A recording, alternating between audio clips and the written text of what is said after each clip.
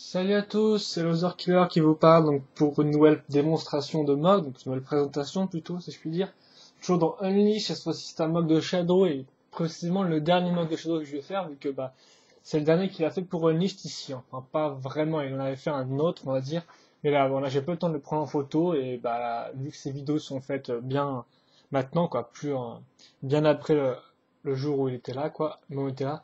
Ça fait que je ne l'ai plus vu, qu'il l'a ramené chez lui, en fait, il avait juste amené ici pour le finir, et voilà. Donc, il reste plus qu'à attendre qu'il trouve les pièces chez lui et qu'il le fasse et qu'il le prenne en photo, voilà. Mais en attendant, on va reviewer l'Ernaf, voilà. Enfin, l'Ernat ou l'Ernaf, à vous de savoir le nom. Pour moi, c'est l'Ernaf, vu qu'il y a un T et un H. Je vais déjà regarder ma caméra qui part déjà gentiment. Ok, d'accord. Pas une bonne idée. Ah, mais c'est vraiment énervant, ça. Voilà, l'Ernaf, dans toute sa splendeur. Bon, bien sûr, il y a encore des petites bouts d'ailes là-haut qui dépassent, et j'en suis désolé. Euh, et j'aimerais bien remettre le truc droit aussi, quitte à faire comme ça, voilà. Bon, assez perdu de temps, donc l'Ernave, je vais vous dire, la storyline est écrite Shadow, hein, vu qu'il le fait sûrement mieux que moi. Ce participant est assez spécial pour plusieurs raisons. Tout d'abord, c'est un rail intelligent bipède, comme Kitongu dans le Matter Universe, donc Kitongu dans l'univers bionique, plus ou moins. Et ensuite, ce rail en particulier qui porte le nom de Lernaf, ce nom donné par ses semblables rails, a été modifié par des inconnus dans un laboratoire secret pour le transformer en arme de destruction. Ayant réussi à s'en sortir avant de s'être fait totalement reprogrammer, il est retourné sur son île et a vu que celle-ci n'était pas en bon état à cause de cristaux précieux dérobés par les mêmes personnes qui l'avaient modifié.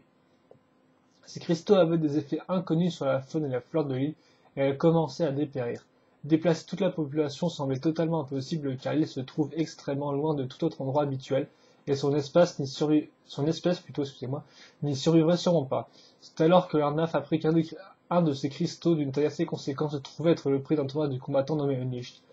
Il décida d'y participer et de remporter le tournoi pour récupérer le cristal et sauver son île. Voilà donc pour la petite storyline sur l'Ernaf. Maintenant, je vais vous parler donc du MOG, bien évidemment. J'espère que c'est pas trop sombre là, bon, c'est pas grave. Donc voilà le MOG. Donc schéma de couleur nouveau gris foncé ainsi que vert matin, voilà. Il y a aussi un peu de gris normal sur 3 pièces. Précisément 4 pièces même, particulièrement, mais bon, c'est pas trop grave. Donc par quoi va-t-on commencer? Donc il y a une base totalement custom, déjà vous pouvez le remarquer, hein. J'en reviendrai après. Donc les jambes, en fait les jambes et les bras sont très simples comme vous pouvez le voir, hein, c'est du bon vieux Piolda, jambes Vaki et double petit connecteur, c'est pareil pour les bras. Là où ça change, donc bien évidemment, en fait, c'est comment tout ça est rassemblé ensemble, plutôt ouais, construit ou réuni ensemble, voilà. Donc d'abord vous avez la taille qui est assez spéciale comme vous pouvez le voir, parce qu'en fait il a encore utilisé cette pièce fétiche qui est le coordiqué, il a vraiment utilisé toutes les pièces que j'avais d'ailleurs, hein, au niveau coordiqué j'en ai plus aucun, merci Shadow. Voilà, donc comme vous pouvez le voir en fait c'est relié directement. Ah, comment je vais vous expliquer ça? Ouais. Déjà par le dos, ce sera plus facile. Là, vous pouvez voir le coordica relié d'abord à part un excusez-moi, micro à miron, à chaque fois je me trompe, micro à miron bleu, voilà, ici. Et donc, qui est relié à cette pièce-là qu'on utilise souvent. Donc là, il y a une barre noire, bien sûr, qui est attachée au connecteur.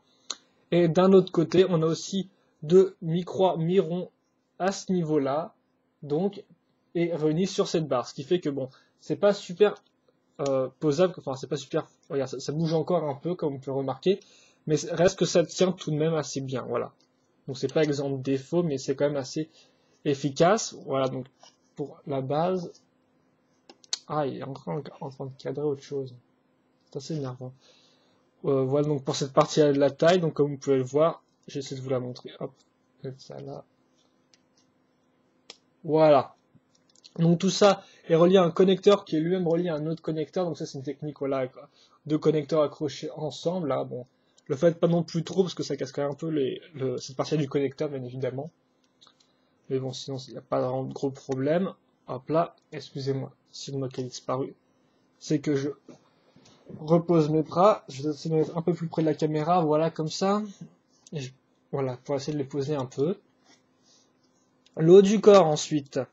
Donc on part encore du connecteur là, on va encore mettre un coup ordiqué ici pour accrocher ça au pied-toit et aussi raccorder les bras par la même occasion. Donc les bras sont raccordés très simplement grâce à cette fameuse pièce, voilà, donc avec le trou en croix, merci de bien vouloir rester ici, toi.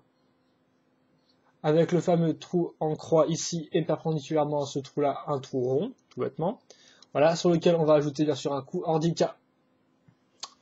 La canne qui bouge toute seule, ça fait un peu peur, donc attendez, excusez-moi. Mince. Voilà, normalement c'est censé être bon, voilà, j'ai mis un livre, hein. Ça sert aussi à ça. Que dire d'autre? Oui, j'en étais, voilà, donc excusez-moi avec toutes ces heures de caméra. Euh, D'ailleurs, tiens, on voit comme ça, voilà. Oui, je sais, je suis assez maniaque avec ça. Maintenant, comment passer à la suite du corps? Donc la tête est tout bêtement reliée. Ah, tiens, je peux vous la démonter même d'ailleurs. Avec un ball joint au niveau donc du pied holda, voilà, qui sert de corps. J'essaie de poser pour qu'il tombe pas. La tête en elle-même, comme vous pouvez le voir, est constituée de. Attendez que je fasse ça. Je vais enlever cette pièce-là. Hop. Ouais, comme ça.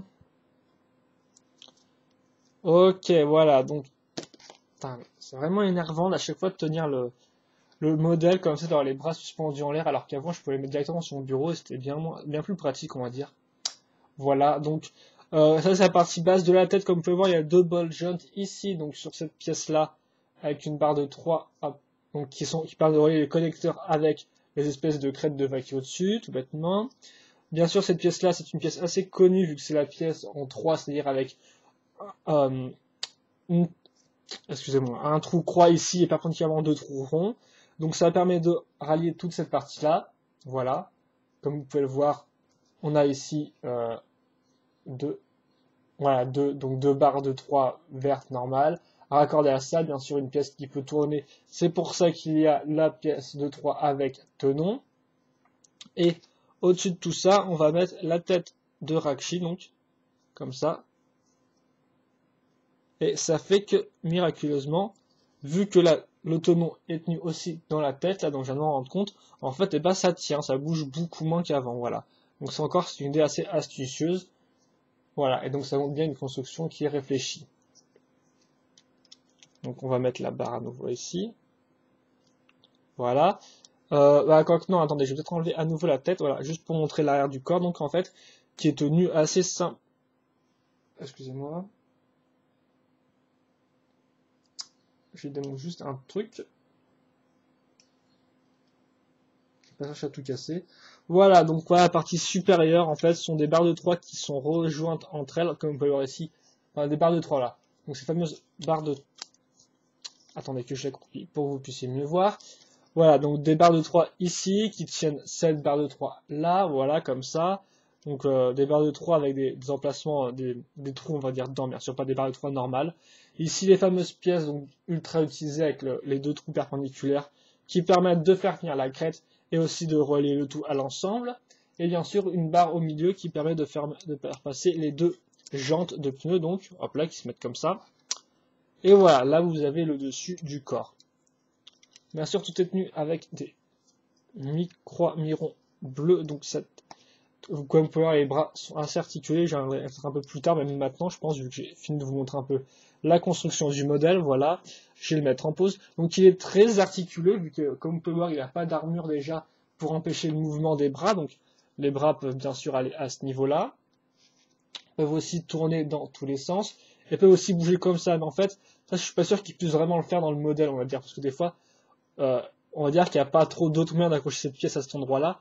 Donc bon, on met un truc rond, mais ça se trouve, il peut pas faire ça, par exemple, vous voyez, ça casse un peu tout le modèle. Donc ça se trouve, il peut juste les mettre comme ça, voilà. Mais bon, ça permet quand même de faire pas mal de pauses. Idem pour les jambes, hein, comme vous pouvez le voir. Voilà, quoi, c'est un grand déplacement, là, il n'y a aucun problème, les jambes et tout, donc c'est vraiment la plus grosse articulation. Il y a juste la tête, bien évidemment, qui rate un peu, vu qu'elle est bloquée contre un coin. Hop, je vais mettre ça comme ça. D'ailleurs, je ne sais plus si c'est. Ouais, voilà, ça c'est la bouche d'ailleurs, hein. C'est pas une visière, c'est la bouche. Et les yeux sont vraiment là. Le problème, moi je trouve, c'est qu'il les a fait verts en fait, les yeux. Enfin, la pièce qui est utilisée est verte. Alors que bon, voilà, quoi, ça fait pas ressortir du tout avec le casque, vu que le casque est vert. Les yeux sont verts, donc tout est dans la même. on voit pas vraiment la différence, quoi. Donc c'est un peu dommage. C'était peut-être voulu, mais bon, ça fait qu'on voit mal les yeux, je trouve. Et bien sûr, vous avez l'articulation à ce niveau-là, au niveau du buste, hein, donc ça, vous pouvez la faire tourner ici, par exemple. Même si je sais pas là encore si c'est officiel qui peut la tourner là, hein.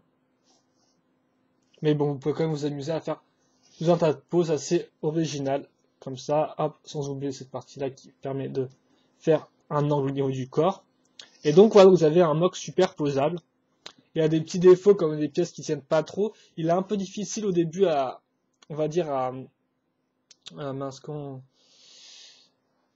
à apprécier parce qu'il part un peu dans tous les sens avec ses articulations, donc ça fait un peu bizarre. On sait pas trop comment prendre la chose et tout, mais après à avoir compris le truc et à avoir un peu manié le mock, on commence à bien piger comment il marche, quoi. Mais au début, je tiens quand même à dire, quoi, c'est un peu compliqué de voir dans quel sens il est censé se mettre, tout ça, genre de choses. Donc voilà. Vous pouvez peut-être le faire, voilà, vous pouvez faire le grand écart.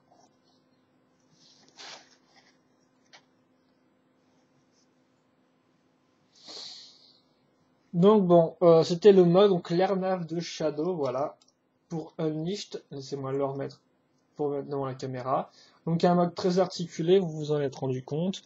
Il a des petits défauts, moi je trouve, comme les yeux, comme la partie un peu supérieure qui fait un peu bordel, je trouve.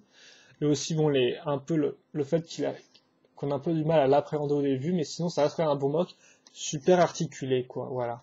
Et qui a quand même un style assez sympathique parce que regardez, parce que j'en ai pas parlé, je vous montre souvent des détails en gros plan, mais c'est assez classe l'épine qui fait une forme de cercle ici, et donc forme qui est rappelée par les jantes justement. Les jantes sont assez bien trouvées pour faire un modèle original, voilà. Je pense que c'est à peu près tout pour la mini Lernav, donc voilà, je vous dis à la prochaine pour un autre mock, et sur ce, portez-vous bien.